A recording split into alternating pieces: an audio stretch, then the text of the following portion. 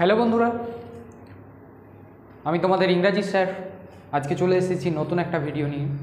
তো এই KP academy hub চ্যানেলে সকলকে স্বাগতম। তো এই কেপি একাডেমি হাব চ্যানেলে আজকে যে ভিডিওটা নিয়ে এসেছি সেটি হলো ক্লাস 11-এর সেকেন্ড সেমিস্টারের দ্বিতীয় কবিতা স্টিল আই রাইজ। তো আজকে যে এই কবিতাটা পড়াবো এটা একটা ইন্সপিরেশনাল কবিতা, মোটিভেশনাল কবিতা, যেটা তোমাদেরকে অনেকটা মোটিভেশন দেবে। এই স্টিল আই রাইজ অর্থাৎ তবুও আমি উঠে দাঁড়াবো। এই যে তবুও আমি উঠে দাঁড়াবো, এর মধ্যেই যে একটা মোটিভেশন আছে, একটা ইন্সপিরেশন আছে, সেই ইন্সপিরেশনটা আজকে তোমাদেরকে বুঝিয়ে দেবো। তো চলো জেনে নেওয়া যাক এই কবিতাটা কে লিখছেন। এই কবিতাটা লিখেছেন মায়া অ্যাঞ্জেলিও। এই মায়া অ্যাঞ্জেলিও এটা কি তার ডাক নাম ছিল এবং তিনি রাইটার হিসেবে এই নামে পরিচিত, কিন্তু তার অরিজিনাল নাম কি না মার্কুইট অ্যানি জনসন। এই মার্কুইট অ্যানি জনসন জন্মগ্রহণ করেছেন কত সালে? 1928 এবং মারা যাচ্ছে 2014 সাল অর্থাৎ 2014। তো দেখো, মায়া অ্যাঞ্জেলিও ইনি যখন বাচ্চা ছিলেন তখনই তাদের বাবা মায়ের মধ্যে বিচ্ছেদ হয়ে যাচ্ছে, অর্থাৎ তাদের যে প্যারেন্টস তারা ডিভোর্স নিচ্ছে। তো দেখো, তারপরে পরেই তিনি 7 বছর বয়সে, অর্থাৎ একটা মেয়ে 7 বছর বয়সে তার মায়ের বয়ফ্রেন্ডের দ্বারা মলেস্টেড হচ্ছে, অর্থাৎ ফিজিক্যালি একটা অ্যাটাক হচ্ছে তার উপর। যেটা কে করছে না তার মায়ের বয়ফ্রেন্ড। তো তারপরে পরেই তার মামারা কী করছে, তাকে মেরে ফেলছে, অর্থাৎ তার মায়ের যে বয়ফ্রেন্ড তাকে মেরে ফেলছে। এবং এই মায়া অ্যাঞ্জেলিও তখন নিজেকে এই মৃত্যুর জন্য দায়ী করছেন। দেখো, এই যে একটা মেয়ে, তার জীবন কাহিনী এরকম, যার ছোটোবেলাটা, সেই মেয়ে একদিন এত বড় একজন পোয়েট হচ্ছে। তো তার সেই জীবন কাহিনী অটোবায়োগ্রাফিটাকেও আজকে জানবো, এবং এই যে কবিতা, এই কবিতার পিছনে কতটা ইন্সপিরেশন লুকিয়ে আছে সেটা তোমরা আজকে দেখতে পাবে। দেখো, তিনি কি ছিলেন না একজন পোয়েট ছিলেন বিখ্যাত, এবং তারপরে পরেই তিনি ছিলেন মেমোরিস্ট। মেমোরিস্ট বলতে যারা মেমোরিকে নিয়ে লেখে, অর্থাৎ স্মৃতিকে চারণ করে। আমাদের যে পুরনো স্মৃতি, সেই স্মৃতিটাকে চারণ করে যদি কোনো লেখা হয় সেই ব্যক্তিকে বলা হয় মেমোরিস্ট। তো এখানে এই যে আমাদের রাইটার পোয়েট, তিনি ছিলেন মেমোরিস্ট, অর্থাৎ স্মৃতিচারণ করে লিখতেন। আর কি ছিলেন না সিভিল রাইট অ্যাক্টিভিস্ট। তো বন্ধুরা, ইনি কোথাকার ছিলেন না আফ্রো আমেরিকান। তো তোমরা জানো আফ্রো আমেরিকানদের মধ্যে তখন দুটো ভাগ ছিল। একটা কি না একটা হচ্ছে শ্বেতাঙ্গ, আর একটা হচ্ছে কৃষ্ণাঙ্গ। তো এদের মধ্যে একটা কি ছিল, একটা রেসিস্ট, জাতিগত একটা বৈষম্য ছিল, সাদা চামড়ার মানুষ এবং কালো চামড়ার মানুষ। তো এই সাদা চামড়া কালো চামড়া মানুষের মধ্যে আমাদের মায়া অ্যাঞ্জেলিও ছিলেন কৃষ্ণাঙ্গ, অর্থাৎ কালো চামড়ার মানুষ। তো তার যেই কৃষ্ণাঙ্গরা সবসময় আমরা জানি কি শ্বেতাঙ্গদের দ্বারা নিপীড়িত অত্যাচারিত হতো। তো এই মায়া অ্যাঞ্জেলিও সেই নিপীড়িত অত্যাচারিত হওয়ার পর ওই শৈশব থেকে আবার ফিরে আসছেন এবং তিনি সমাজের বুকে মুখ উঁচু করে দাঁড়িয়েছেন এবং এই এত বড় একজন পোয়েট হতে পেরেছেন, তার পুরো জার্নিটা করতে পেরেছেন। এবং কি ছিলেন সিভিল রাইট অ্যাক্টিভিস্ট, অর্থাৎ তিনি এই নিজের জাতিদেরকে উপরে তোলার জন্য সমস্ত রকম যতগুলো বিদ্রোহী কাজ করা যায় সেই কাজগুলো করেছিল। তাই তাকে বলা হয় সিভিল রাইট অ্যাক্টিভিস্ট, অর্থাৎ নিজের জাতির জন্য তিনি লড়াই করেছিলেন। তো লড়াই করে তিনি উঠে এসেছিলেন এই কৃষ্ণাঙ্গ পরিবার থেকে, উঠে এসে এই রকম ধরনের একটা কবিতা লিখছেন। এবং এই তার শৈশবটা এতটা খারাপ ছিল যে 7 ইয়ার্স অনলি 7 বছর বয়সে মলেস্টেড হচ্ছেন তার মায়ের প্রেমিকার দ্বারা। তারপরেও তিনি আবার উঠে আসছেন কার দ্বারা না তিনি উঠে এসেছেন বিখ্যাত একজন লেখক বার্থা ফ্লাওয়ার্স। এই যে নামটা বললাম, এই নামটা ভালো করে মনে রাখবে, এটার নাম কি বার্থা ফ্লাওয়ার্স। ইনিও একজন পোয়েট ছিলেন, ইনিও ভালো কবিতা লিখতেন। তো এই বার্থা ফ্লাওয়ার্স ইনি কে ছিলেন না অ্যাঞ্জেলো নের টিচার ছিলেন, অর্থাৎ ম্যাডাম শিক্ষিকা ছিলেন। ওই শিক্ষিকা তিনি কি করেছেন, এনাকে বের করে এনেছিলেন। এই মায়া অ্যাঞ্জেলিও যখন 7 ইয়ার বয়সে এরকম মলেস্টেড হলো, তারপর থেকে তিনি 3 বছর, অনেকে বলে 5 বছর কথা বলেননি, অর্থাৎ কথা বলাই বন্ধ করে দিয়েছিলেন। সেইখান থেকে তুলে আনলেন কে তাকে না বার্থা ফ্লাওয়ার্স। তার জীবনে এলেন এক শিক্ষক, যে শিক্ষকের নাম হচ্ছে বার্থা ফ্লাওয়ার্স। তিনি কি করলেন, এনাকে তুলে আনতে শুরু করলেন মায়া অ্যাঞ্জেলিওকে। কার কার দ্বারা? শিক্ষার দ্বারা। তো তিনি এখানে শেখাতে শুরু করলেন এবং শিক্ষার জগতে নিয়ে আসলেন। তারপরে আমাদের যে রাইট পোয়েম মায়া অ্যাঞ্জেলিও লিখছেন স্টিল আই রাইজ। এই স্টিল আই রাইজ কত সালে লেখা? না 1978, 1978 সালে পাবলিশড হচ্ছে। এবং কোথায় পাবলিশড হচ্ছে? এর আগে একটা অ্যান্ড বসিয়ে দাও just. And still I rise নামের একটি ম্যাগাজিনে পাবলিশড হচ্ছে। কি নামে? স্টিল আই রাইজ নামে। তো তারপরেও এনার জীবনে দুঃখ থেমে থাকেনি। কি না, তিনি 3 বার বিবাহ করেছেন, 3 বার তার বিয়ে হয়েছে। এবং সর্বশেষ যেটা, তিনি এই সিভিল রাইট অ্যাক্টিভিস্ট, অর্থাৎ নিজের জাতির জন্য লড়াই করতে গিয়ে একটা বিখ্যাত লিখেছেন। সেটা হচ্ছে কি, তার লেখা বিখ্যাত I know why the কেজেস bird স্যাং, আমি জানি কেন খাঁচার পাখি গান করে। তো এই ছিল আমাদের পুরো মায়া অ্যাঞ্জেলিও সম্পর্কে একটা ইন্ট্রোডাকশন। তো আমরা মায়া অ্যাঞ্জেলিওকে চিনে গেছি, এরপর আমরা সরাসরি কবিতায় ঢুকে যাব। তো দেখো, কবিতা শুরু হচ্ছে, বলছে you may write me down in history. বলছে তুমি আমাকে লিখবে কি করে? নিচু করে, ডাউন, নিচু করে লিখবে ইন হিস্ট্রি, ইতিহাসের পাতায়। অর্থাৎ তুমি আমাকে লিখবে ইতিহাসের পাতায় কেমন করে? ডাউন, নিচু করে। উইথ ইয়োর বিটার, তোমার যে তিক্ত, টুইস্টেড লাইজ, টুইস্টেড মানে হচ্ছে বিকৃত, লাইজ মানে মিথ্যা কথা দিয়ে। অর্থাৎ তুমি আমাকে ইতিহাসের পাতায় লিখবে কেমন? না বিকৃত এবং মিথ্যা। তোমার যত রকমের মিথ্যা কথা আছে, তোমার যত রকমের বিকৃত মনোভাব আছে, তোমার যত রকমের তিক্ত মনোভাব আছে, এই তিক্ত মনোভাব দিয়ে আমাকে কি করবে? ইতিহাসের পাতায় ছোট করে লিখবে, ডাউন করে লিখবে। তারপরে কি বলছে? ইউ মে ট্রড, তুমি আমাকে মারিয়ে দেবে। ট্রড মানে হচ্ছে মারিয়ে দেওয়া। ইন দ্য ভেরি ডার্ট, এখানে ডার্ট বলতে ধুলোতে বলা হচ্ছে, ধুলো। আর ভেরি কথাটা এখানে ইউজ হচ্ছে কি হিসাবে? না এমপ্যাথেটিক অ্যাডজেক্টিভ। এই যে ভেরি কথাটা এখানে ইউজ হয়েছে এমপ্যাথেটিক অ্যাডজেক্টিভ হিসেবে।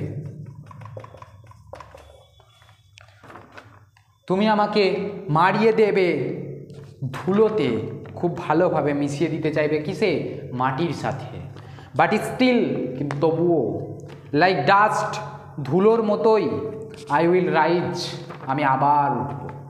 অর্থাৎ একটা যে বাইবেলের ধারণা আছে, প্রত্যেক মানুষকেই কি থেকে তৈরি?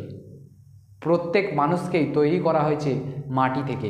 তাই এখানে লেখিকা বোঝাতে চাইলেন, আমাদের পোয়েট, যে তুমি আমাকে চেষ্টা করবে কি করার? ধুলোতে মিশিয়ে দেওয়ার, কিন্তু আবার সেই ধুলো থেকেই আমি আবার উঠে দাঁড়াবো। অর্থাৎ এখানে একটা তার ইন্সপিরেশান, মোটিভেশনের কথা বলছেন, যে তুমি আমাকে যতই চাও ধুলোর সাথে মিশিয়ে দেবো, কিন্তু আমি আবার সেই ধুলো থেকেই উঠে দাঁড়াবো, শুরু করব। তো চলো দেখো, ইন্সপিরেশনের একটা প্রমাণ পেয়েছো, ফার্স্ট স্ট্যাঞ্জা বুঝতে কোনো অসুবিধা হয়নি। তো দেখো, এবার যে কথাটা বলবো সেটা হচ্ছে, এখানে যে কথাটা বললো ইউ, অর্থাৎ কে, তুমি। এই তুমিটা কে? এই তুমিটা হলো আমেরিকার শ্বেতাঙ্গ বর্ণের মানুষেরা। এই তুমি বলতে এখানে পোয়েট বোঝালেন যে শ্বেতাঙ্গ বর্ণের মানুষেরা। অর্থাৎ আমি বলেছি প্রথমেই কি, যে ওখানে ঝামেলা দুজনের মধ্যে, শ্বেতাঙ্গ আর কৃষ্ণাঙ্গ। শ্বেতাঙ্গরা সবসময় কি চায়? কৃষ্ণাঙ্গদেরকে স্লেভ করে, চাকর বানিয়ে তাদেরকে রাখতে, তাদেরকে মাটির নিচে রাখতে, অর্থাৎ পায়ের নিচে রাখতে। সেই জন্যই ইনি কৃষ্ণাঙ্গ থেকে উঠে এসে বলছে যে তোমরা আমাকে চাইবে কি করতে? ইতিহাসের পাতায় তিক্ত এবং মিথ্যা কথা দিয়ে আমাকে নিচু করে রাখতে। আর কি না, you may trod me in the very dirt, তোমরা আমাকে ধুলোই মারিয়ে দিতে চাইবে। বাট স্টিল লাইক ডাস্ট, কিন্তু ধুলোর মতোই, আই উইল রাইজ, আমি আবার উঠবো। অর্থাৎ ধুলো যেমন মাটিতে পড়লেও আবার হাওয়া দিলে উড়ে, সেরকমই আমি আবার উঠে দাঁড়াবো। তো পরের লাইন, ডাজ মাই স্যাসিনেস। এই স্যাসিনেস কথাটা খুব ভালো একটা ওয়ার্ড ইউজ হয়েছে এখানে, স্যাসিনেস। এই স্যাসিনেস এর মিনিং হলো বোল্ডনেস, অর্থাৎ সাহস। অর্থাৎ ডাজ মাই স্যাসিনেস আপসেট ইউ, আমার যে এই যে সাহস, উঠে দাঁড়ানোর যে সাহস, এই সাহস কি তোমাকে আপসেট করে দিচ্ছে? আপসেট অর্থাৎ তুমি কি এর প্রতি ভয় পাচ্ছ? Why are you beset, beset মানে হচ্ছে আবার একটা ভালো কথা দেখো, বিসেট এগুলো লিখে রাখো, ট্রাভেল, বিসেট মানে হচ্ছে ট্রাভেল, সমস্যায় ফেলছে। কি করছে না, হোয়াই আর ইউ বিসেট, তুমি কেন সমস্যায় পড়ছো, কেন চিন্তিত হচ্ছ, উইথ গ্লুম, এই যে বিষণ্ণতা কেন তোমার কাছে। কজ আই ওয়াক, কেননা আমি, কারণ আমি হাঁটছি, like I have got oil wells, আমার যেন আছে তেলের খনি, অয়েল ওয়েলস মানে হচ্ছে তেলের খনি। তো দেখো বলছে কেন তুমি বিষণ্ণ হচ্ছ, কেন তুমি আমার প্রতি আপসেট হয়ে যাচ্ছ, আমাকে নিয়ে এত চিন্তিত এত উদ্বিগ্ন কেন, না আমি হাঁটছি এমনভাবে যেন আমার আছে তেলের খনি। Pumping in my living room, যেন আমার বৈঠকখানায় আছে, লিভিং রুম বলতে সামনের যে রুমগুলো হয় ফাঁকা রুমগুলো যেখানে সবাই উঠা বসা করে, অর্থাৎ যে দুয়ার, সেই দুয়ারের সামনে বলছে এই যে বৈঠকখানা, যেন আমার লিভিং রুমেতে পাম্প বসানো আছে, তেলের খনি বসানো আছে, আমি সেখান থেকে তেল তুলছি, অর্থাৎ আমি বিরাট একটা বড় লোকই ভাব, আমার ঘরে তেলের খনি আছে। তো এই জন্য বলছে যে cause I walk like I have got oil wells pumping in my living room, আমার লিভিং রুমে তেলের খনি আছে, আমি সেরকমভাবে হাঁটছি বলেই কি তুমি আমাকে দেখে আপসেট হচ্ছ।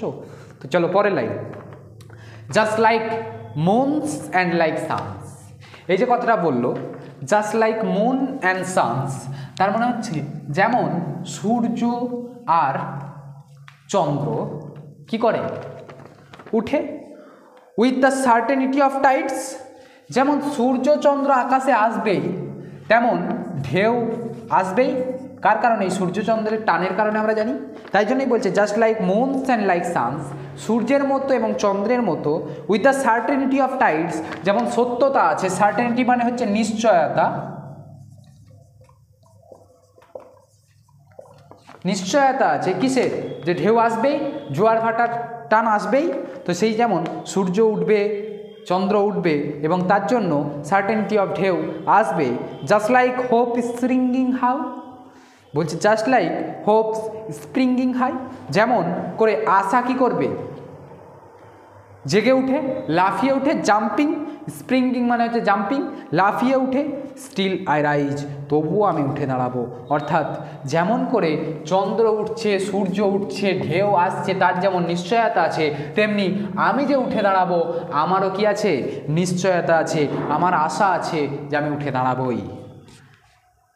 Did you want to see me broken, তারপরের লাইনটাই কত সুন্দর বলছে দেখেন, did you want to see me broken, তুমি কি চাও আমি পরাজিত হই, তুমি কি দেখতে চাইছো আমি পরাজিত হচ্ছি, আমি ভেঙে পড়ছি, মি ব্রোকেন, আমি ভেঙে পড়বো, তুমি কি সেটাই দেখতে চাও। বাওয়েড হেড, মাথা নিচু করব, অ্যান্ড লোয়ার্ড আইজ, এবং কি করব, আমার চোখগুলোকে নিচু করে থাকবো, মাথাটাকে নিচু করে চোখগুলোকে নিচু করে থাকবো। সোলজার্স ফলিং ডাউন, আমার কাঁধটা কি করবে, নুইয়ে পড়বে, লাইক টিয়ার ড্রপস, যেমন চোখের জলগুলো আমার চোখ থেকে পড়বে, সেরকম কি হবে, এই যে সোলজার কাঁধগুলো উঁচু করে না বেঁচে কাঁধগুলোকে নিচু করব, যে কাঁধ নিচু হয়ে যাবে, চোখের জল পড়তে থাকবে, এইগুলো কি তুমি দেখতে চাও।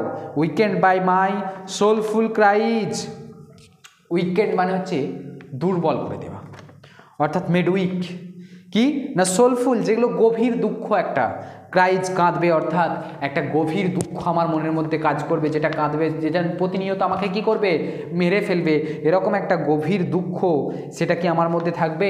অর্থাৎ তুমি কি এই জিনিসগুলো দেখতে চাইছো, যে আমি ভেঙে পড়বো, কাঁদবো, এবং আমি কি হব, সব সময় মাথা নিচু করে থাকবো, চোখগুলো আমার নিচুর দিকে থাকবে, চোখে চোখ রেখে কথা বলবো না, অর্থাৎ আমি কৃষ্ণাঙ্গ, আমার মাথা সব সময় নিচুর দিকে থাকবে, চোখ সব সময় নিচুর দিকে থাকবে। তো এই ধরনের জিনিসগুলো কি তুমি দেখতে চাও, তো did you want to see, তুমি কি দেখতে চাও। Does my haughtiness offend you, এখানে কি করছে, এই যে মায়াঞ্জলিও কি করেছেন, তিনি উঠে এসেছেন, তো সেই কৃষ্ণাঙ্গ থেকে উঠে এসে কি করছেন, এরকম পোয়েম লিখছেন, এরকম রিটেন করছেন, এরকম বিরুদ্ধে দাঁড়াচ্ছেন, চোখে চোখ রেখে কথা বলছেন, তাই জন্যই বলছে ডাজ মাই হটিনেস, হটিনেস মানে হচ্ছে ঔদ্ধত্যতা, অর্থাৎ এই যে সাহস, এই হটিনেস, অফেন্ড ইউ, অফেন্ড মানে হচ্ছে রাগিয়ে তুলছে, বলছে আমার যে এই যে সাহসিকতা, এই যে ঔদ্ধত্যতা, এই যে আমি উঠে এসেছি, উদ্যম পরিশ্রম, এই উদ্যম পরিশ্রম কি করছে, আপনাকে কি রাগিয়ে তুলছে। Don't you take it awful hard, তোমাকে কি এটা খুব ভয় দেখাচ্ছে? অফুল মানে হচ্ছে ভয়ানক। এই যে ভয়ানক হার্ড পরিশ্রম, এই ভয়ানক কঠোরতা কি তোমাকে খুবই ভয় দেখাচ্ছে? কজ আই লাভ লাইক, আমি হাসছি কেমন না, I have goat gold mines, যেন আমি সোনার খনি পেয়ে গেছি। Digging in my own backyard, যেটা কোথায়? আমার বাড়ির পিছনে খনন করে পেয়েছি। অর্থাৎ আমার বাড়ির পিছনে যদি আমি খনন করে সোনার একটা খনি পেয়ে যাও, তুমি কেমন হবে? কেমন হাসিটা তোমার মনের মধ্যে কাজ করবে? তো সেইটাই বলছে যে আমি হাসছি কেমন না, যেন মনে হচ্ছে আমার ঘরের পিছনে কি আছে? সোনার খনি আছে। You may shoot me with your words, তুমি আমাকে আঘাত করতে পারো কি দিয়ে? ওয়ার্ডস দিয়ে। তো দেখো এই যে শ্বেতাঙ্গরা, এরা কি করতো? কৃষ্ণাঙ্গদের ওপর অত্যাচার করতো। কিভাবে? মেরে ধরেও তো করতো, তার সাথেও খেয়েও বড় কি দিয়ে করতো? ওয়ার্ডস। অর্থাৎ এরা যে নিচু, এদেরকে সবসময় নিচু জাত নিচু জাত নিচু জাত বলে বলে কি করতো? এই ওয়ার্ডসের একটা আঘাত করতো, শব্দের একটা আঘাত করতো। দেখবে সব থেকে কষ্টের আঘাত হচ্ছে এই শব্দের আঘাত, অর্থাৎ মারধর, এই সব কিছুর ওপরের আঘাত হচ্ছে আমাদের কি? কেউ যদি কথা বলে আমাকে নিচু করে রাখে, আমাকে কথা বলে ছোট করে দেয়, তো সেই আঘাতটা সব থেকে বেশি বড় আঘাত। তাই বলছে you may shoot me with your words, তুমি অবশ্যই পারো আমাকে কি করতে? তোমার কথা দিয়ে ছোট করতে, আঘাত করতে। You may cut me with your eyes, এই আইজ বলতে অর্থাৎ চোখ, তুমি আমাকে কেটে ফেলতে পারো। কাট মি মানে হচ্ছে কেটে ফেলা। কাট মি উইথ ইয়োর আইজ, তোমার চোখ দিয়ে, অর্থাৎ চোখ দিয়ে তো কেউ কাটতে পারে না, বাট চোখে চোখ রেখে যদি কথা বলা হয়, সেক্ষেত্রে দেখবে যে ব্যক্তিটা নিচু থাকে, যে ব্যক্তিটা ছোট থাকে, তার চোখটা কি হয়? নেমে যায়। অর্থাৎ এই যে তোমার যে চোখ, সেই চোখ দিয়ে তুমি আমাকে কি করতে পারো? কেটে দিতে পারো, আমাকে ছোট করে দিতে পারো। ইউ মে কিল মি, তুমি আমাকে মেরে ফেলতে পারো উইথ ইউর হেটফুলনেস, নিষ্ঠুর ব্যবহার। এই যে কথাটা বললো হেটফুলনেস, অর্থাৎ নিষ্ঠুর ব্যবহার। তো দেখবে আমাদের কাছে যদি মালিকরা থাকে, সেই মালিকদের, প্রতিটা মালিকেরই ব্যবহার কেমন হয় বলতো? হেটফুলনেস, অর্থাৎ তাদের কর্মচারীর প্রতি তার ব্যবহারটা হয় নিষ্ঠুর। মানে আমি কর্মচারী, তুমি কি করবে? সবসময় আমার কথার আঘাত পাবে, এবং আমি মালিক তোমাকে সবসময় কথার আঘাত দেবো। আর কি না, আমি তোমাকে সবসময় চোখে চাকরাঙিয়ে রাখবো, অর্থাৎ তুমি আমার চোখেতে কাটা হয়ে যাবে। আমি তোমার দিকে তাকাবো, তুমি লজ্জায় নির্লজ্জ হয়ে যাবে এবং তুমি সবসময় নিচু হয়ে থাকবে। আর কি না, তোমার নিষ্ঠুর ব্যবহার, এই যে মালিক, আমার একটা নিষ্ঠুর ব্যবহার থাকবে তোমার প্রতি।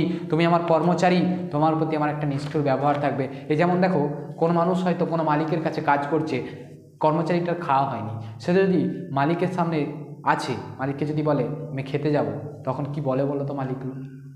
খেতে যাবে মানে এখনই খেতে যেতে হবে? এখনই খেতে হবে না। এই যে কথার আঘাত, এই কথার আঘাত সেই মানুষটাকে কি করে? মেরে ফেলে, ধীরে ধীরে কষ্ট দিতে থাকে। তো এই ধরনের আঘাতগুলোর কথা এখানে বলছে যে এই আঘাতগুলো তুমি হয়তো আমাকে করতে পারো, বাট স্টিল, কিন্তু তবুও, লাইক এয়ার, বাতাসের মতো, ইয়ার বাতাসের মতো, আই উইল রাইজ, আমি উঠে দাঁড়াবো। অর্থাৎ বাতাসকে যদি কেউ কেটে ফেলার চেষ্টা করে, কেউ মেরে ফেলার চেষ্টা করে, বাতাস তবুও কী করে? উঠে দাঁড়ায়, আবার বেরিয়ে আসার চেষ্টা করে সেখান থেকে। তাই এখানে পোয়েট লিখলেন যে আমি তবুও আবার উঠে দাঁড়াবো। ডাজ মাই সেক্সিনেস আপসেট ইউ, তো বললেন কি সেক্সিনেস, এই সেক্সিনেস কথার অর্থ কি? Attractive figure. বলছে আমার যে এই অ্যাট্রাকটিভ ফিগার, এটা কি করে? আপনাকে কি আপসেট করে। আপসেট মানে হচ্ছে হতাশ করে দেওয়া। তো এখানে বলল ডাজ মাই সেক্সিনেস আপসেট ইউ, অর্থাৎ ইউ বলতে আমরা জানি কাদেরকে বলছে না, শ্বেতাঙ্গদেরকে বলছে। অর্থাৎ তোমরা যে সাদা চামড়ার মানুষ এবং আমি যে কালো চামড়ার মানুষ হয়েও আমার যে ফিগারটা এত সুন্দর, এটা কি আপনাকে কি করছে? অবাক করে দিচ্ছে। Does it come as a surprise, অর্থাৎ এটা তোমার কাছে কি মনে হচ্ছে? একটা অবাস্তব জিনিস মনে করছেন। দ্যাট আই ড্যান্স, বলছে এই যে আমি এমন করে নাচি, ড্যান্স, দ্যাট আই ড্যান্স, আমি যে এমন করে নাচি, কেমন করে নাচি না like I have goat diamonds, যেমন আমি হীরা পেয়ে গেছি। অর্থাৎ কেউ যদি হীরা পেয়ে যায়, তার পকেটে যদি হীরা থাকে, তাহলে তার মনোভাবটা কেমন হবে, মনটা সবসময় আকাশে উড়ু উড়ু, অর্থাৎ নাচ গানের মতো। তো এই যে আমাদের স্টিল আই রাইজের পোয়েট বলছেন যে এই যে আমি সবসময় নাচি, আমার যেই নাচটা, যেটা তোমাকে দেখে কি মনে হয় যেন আমার কাছে হীরা আছে। At the meeting of my thighs, এখানে ভালো করে লক্ষ্য করো, থায়েস বলতে আমরা পায়ের যে অগ্রভাগটা সেটাকে বুঝি। তো এই থায়েজে মিটিংয়ে কি আছে, হীরা আছে। তো এই থায়েজের মিটিংয়ে হীরা আছে, এর মধ্যে এখানে বোঝানো হয়েছে পকেটকে, অর্থাৎ আমাদের থায়ে সবসময় কি থাকে, পকেট থাকে। তো এই পকেটকেই তিনি বলেছেন যেন আমার পকেটে হীরা আছে, তার জন্য আমি যে এই ডান্স করছি, এই ডান্সটা তোমাকে কি অবাক করে তুলছে যে আমি এত সুন্দর ফিগারের কি করে হতে পারি, এবং আমার হাসিটা এত সুন্দর হতে পারে কি করে, যেন মনে হচ্ছে যেন আমার পকেটে হীরা আছে। Out of the hearts of history's shame, hearts বলতে কি, হার্টস মানে হচ্ছে কুঁড়ে ঘর। বলছে এই যে কুঁড়ে ঘর, out of the hearts of history's same, ইতিহাসের যে লজ্জা, অর্থাৎ এই ইতিহাসের লজ্জা বলতে কি এখানে না, শ্বেতাঙ্গরা কৃষ্ণাঙ্গদের ওপরে কি করে আসছে, বছরের পর বছর ধরে, একটা যুগ ধরে কি করে আসছে, অত্যাচার করে আসছে। বলছে এই যে ইতিহাস হয়ে আছে, একটা ঐতিহাসিক লজ্জা আমাদের মধ্যে আছে কি না, তোমরা আমাদেরকে শোষণ করে যাচ্ছ। এই যে আউট অফ দ্য হার্টস, অর্থাৎ ওই লজ্জার যে কুটির, সেই কুটির থেকে কি করব, আমি বেরিয়ে আসবো। আউট অফ দ্য হার্টস, সেই কুটির থেকে বেরিয়ে আসবো। হিস্ট্রি সেম, যেখানে লজ্জা আছে, ঐতিহাসিক একটা লজ্জা আছে। আই রাইজ, আমি উঠবো। Up from a past that rooted in pain, একটা পাস্ট, একটা অতীত যেটা কি হয়ে গেছে, রুটেড হয়ে গেছে, অর্থাৎ যেটা শুরুটাই হয়েছিল, যেটাকে রোপণ করা হয়েছিল ইন পেন, অর্থাৎ যন্ত্রণার মধ্যে, কঠিন বাস্তবতার মধ্যে, যেটা যন্ত্রণাতে রুট হয়েছে, অর্থাৎ যেটা যন্ত্রণা সহ্য করতে করতে তৈরি হয়েছে, সেই অতীত থেকে আমি উঠে আসবো। I rise, I am black Ocean. এই ব্ল্যাক ওশিয়ান বলতে কি, সমুদ্র। ওশিয়ান মানে জানো তোমরা, সমুদ্র। তো বলছে এই ব্ল্যাক কথাটা কেন উল্লেখ করলেন, কারণ তিনি একজন কৃষ্ণাঙ্গ ছিলেন, তাই বলছেন যে আমি একটা ব্ল্যাক ওশিয়ান, অর্থাৎ আমি হচ্ছি কালো সাগর, কৃষ্ণ সাগর। লিপিং অ্যান্ড ওয়াইড, আমি কি করেছি, বেড়ে উঠেছি। সাগর কি করে, বেড়ে ওঠে। লিপিং অ্যান্ড ওয়াইড, লিপিং মানে হচ্ছে উঁচুতে বেড়ে ওঠা, এই যে বেড়ে উঠেছে, এবং ওয়াইড বিস্তৃত হয়েছে, বড় হয়েছে। Wailing and swelling, wailing and swelling মানে হচ্ছে ওঠা নামা, অর্থাৎ জোয়ার ভাটা। এই যে ওঠে নামে জল, সেটাই বলছে যে আমি কৃষ্ণ সাগর, আমি বেড়ে উঠেছি, আমি কি হয়েছি, ওঠানামা করতে থেকেছি। ওয়েলিং অ্যান্ড সোয়েলিং, উঠেছি নেমেছি। I bear in the tide, tide হচ্ছে এই যে ঘূর্ণির আঘাত। তো বলছে আমি, সমুদ্রে ঢেউ হয়, সেই ঢেউয়ের কি থাকে, আঘাত থাকে, অর্থাৎ আমি বেড়ে উঠেছি কিসের মাধ্যমে, উঠতে নামতে আঘাত পেতে পেতে, সহ্য করতে করতে। বিয়ার মানে হচ্ছে সহ্য করা, অর্থাৎ এই আঘাত সহ্য করতে করতে আমি উঠেছি, এবং আমি কি না কালো সমুদ্র, কৃষ্ণ সাগর। Leaving behind nights of terror, আমি রাত্রি যাপন করেছি। লিভিং বিহাইন্ড নাইটস, আমি রাত্রিতে যাপন করেছি কেমনভাবে, অফ টেরর অ্যান্ড ফিয়ার, যেই রাত্রিগুলোকে আমি ছেড়ে এসেছি, এই রাত্রিগুলো কেমন ছিল, টেরর ভয়ঙ্কর, অ্যান্ড ফিয়ার এবং আতঙ্কের। টেরর মানে হচ্ছে আতঙ্ক, ফিয়ার মানে হচ্ছে ভয়ের, অর্থাৎ আমি ভয়ের আতঙ্কের রাত্রিগুলো যাপন করেছি। অর্থাৎ আমি যে কৃষ্ণাঙ্গ ছিলাম, আমার কাছে প্রতিদিন হোয়াইট মানুষরা কি করতো, অত্যাচারিত হতো আমাদেরকে রাত্রিতে, আমাদের ঠিক মতো ঘুম হতো না। অর্থাৎ আমি সেই জায়গা থেকে কেটিয়ে এসেছি, সেই রাত্রি কাটিয়ে এসেছি। কেমন রাত্রি না, যেগুলো ছিল আতঙ্কের, যেগুলো ছিল ভয়ের।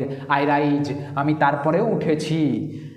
Into a daybreak that's wondrously clear, বলছে আমি এই যে রাত্রি, সেই রাত্রিটাকে কাটিয়ে এনেছি, এবং এখন কি না, ইনটু এ ডে ব্রেক, একটা সকাল হতে আসছে এরকম সময়ে। দ্যাটস ওয়ান্ডারসলি ক্লিয়ার, এখন সেটা পরিষ্কারভাবে, অর্থাৎ অদ্ভুতভাবে কি না, ক্লিয়ার, পরিষ্কার। আমি যে রাত্রিগুলো কেটিয়ে এসেছিলাম, সেই রাত্রিগুলো কেটে গেছে, এখন এগুলো কি ডে ব্রেক হতে এসেছে, এখন আমার দিনের সময় এসে গেছে, এখন এই জিনিসগুলো ক্লিয়ার হয়ে গেছে। আই রাইজ, আমি উঠছি। Bringing the gifts that's my ancestor gave, বলছে আমি সাথে করে নিয়ে এসেছি ব্রিঙ্গিং, নিয়ে এসেছি কি না গিফট। গিফট মানে উপহার, কিন্তু এখানে উপহার বলতে কি বললো, দ্যাট মাই অ্যানসেস্টার্স মানে হচ্ছে পূর্বপুরুষ, অর্থাৎ আমার যে পূর্বপুরুষ তাদের দেওয়া যে উপহারগুলো, অর্থাৎ তাদের কি দেওয়া থাকে, একটা পূর্বপুরুষ, আমাদের পূর্বপুরুষ আমাদেরকে কি দিয়ে গেছে, বংশ, জাতি, আমাদের পরিচয়। তো এই জিনিসগুলোকে সে কি করে এনেছে, তার যে বংশ, কি বংশ ছিল বলেছিলাম, কৃষ্ণাঙ্গ, তো তার যে এই যে জাতিগত একটা কৃষ্ণাঙ্গ রেস, এই রেসটাকে সে কি করে এনেছে হাতে করে। কেন না তিনি তার জাতিকে ছেড়ে আসেননি, তার যে পূর্বপুরুষ তাকে যে তার একটা নাম দিয়ে গেছে, তার যে একটা পদবি দিয়ে গেছে, তার যে একটা বংশ দিয়ে গেছে, সেই বংশটাকে সে কি করেছেন, তিনি নিয়ে এসেছেন। I am the dream and hope of the slave, আমি হচ্ছি স্বপ্ন কাদের না, এবং আশা কাদের আশা না, দ্য স্লেভ, এই একটু আগে বলেছি যে এই কৃষ্ণাঙ্গদেরকে কি বানিয়ে রাখা হতো, স্লেভ, অর্থাৎ তার জাতি যে শ্বেতাঙ্গদের বাড়িতে স্লেভ চাকর হিসেবে থাকে, সেই চাকরদের জন্য ইনি কি ছিলেন, একজন স্বপ্ন ছিলেন এবং একটা আশা ছিলেন, কারণ ইনি তাদের জন্যই কি করেছেন, অনবরত লড়াই করে চলেছেন। তাই জন্যই বলেছিলাম তোমাদেরকে যে সিভিল রাইট অ্যাক্টিভিস্ট, অর্থাৎ তিনি সিভিল রাইট অ্যাক্টিভিস্ট ছিলেন। কেন না তিনি তার নিজের জাতির জন্য লড়াই করেছেন। তো তাই বলছেন I am the dream and the hope, আমি হচ্ছি তাদের কাছে স্বপ্ন এবং তাদের আশা, অফ দ্য স্লেভ, সেই সব চাকরদের, সেই সব দাসীদের। আই রাইজ, আমি উঠেছি, আমি উঠবো, আমি উঠেছি, এটাকে যেই মানেই ধরো না কেন, আমি উঠেছি, অর্থাৎ আমি উঠছি বা উঠবো একই হবে। তিনি বললেন কি যে আমাকে তোমরা কি করতে পারবে না, দপিয়ে রাখতে পারবে না, আমি উঠছি এবং আমি উঠেছি এবং আমি উঠবই। তো দেখো এই যে কবিতা, এই কবিতাটা একটা পুরোপুরি মোটিভেশন, একটা ইন্সপিরেশনাল কবিতা। তো এই কবিতার পড়ে তোমরা যদি নিজেদের কিছু ইন্সপিরেশনকে কাজে লাগাও, এই যে পোয়েটকে দেখলেন, এই পোয়েটের যে একটা মোটিভেশন, এর যে উঠে আসা, সেটা কতটা কষ্টের ছিল, এতটা কষ্ট মনে হয় আমাদের জীবনে নেই যতটা কষ্ট ছিল। কেন একবার ভেবে দেখো যে একটা মেয়ে সামান্য 7 বছর বয়সে যদি কোনো পুরুষের দ্বারা ফিজিক্যালি মলস্টেড হচ্ছে, সেই মেয়ে আবার কারো একজনের সহায়তায়, অর্থাৎ কোনো এক শিক্ষক বার্থা ফ্লাওয়ার্স নামের, তিনি কি করলেন, কোনো এক ম্যাডাম, তিনি কি করলেন, সেই মহিলা এনাকে হাত ধরে তুলে আনলেন, কিসের মাধ্যমে না শিক্ষার মাধ্যমে। অতএব এটুকু নিজেদের মধ্যে বিবেচনা রাখো যে শিক্ষার মাধ্যমে সব কিছু বাধাকে অতিক্রম করা যায় এবং নিজের যে রেস, জাতি, এই জাতি বৈষম্য থেকে দূরে থাকার চেষ্টা করতে হবে আমাদেরকে। যে আমার জাতি পারবে না, আমার জাতিতে সবাই নিচু, আমি লোয়ার কাস্ট, এই লোয়ার কাস্ট সিস্টেমটা, এই কাস্ট সিস্টেমটাকে মাথা থেকে ছেড়ে ফেলে দাও।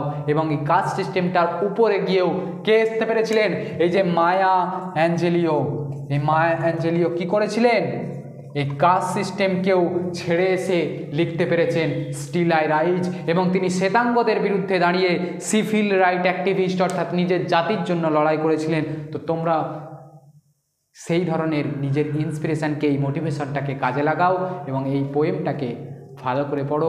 যদি এরপরেও কারো কোনো বুঝতে অসুবিধা থাকে আমাকে কমেন্ট বক্সে জানাবে, আমি প্রতিটা লাইনের ডেসক্রিপটিভ তোমাদেরকে কমেন্ট বক্সে রিপ্লাই দিয়েও হেল্প করব। তো বন্ধুরা, এইখানেই আমি ভিডিও শেষ করছি। নেক্সট পার্ট খুব দ্রুতই আসছে কোশ্চেন এবং অ্যান্সার নিয়ে। তো তোমরা সাথে থাকো, আর আমাদের চ্যানেলটিকে যদি ভালো লাগে, যদি আমাদের ভিডিও ভালো লাগে, অবশ্যই সাবস্ক্রাইব করে দিও এবং তোমাদের বন্ধুদেরকে শেয়ার করে দিও।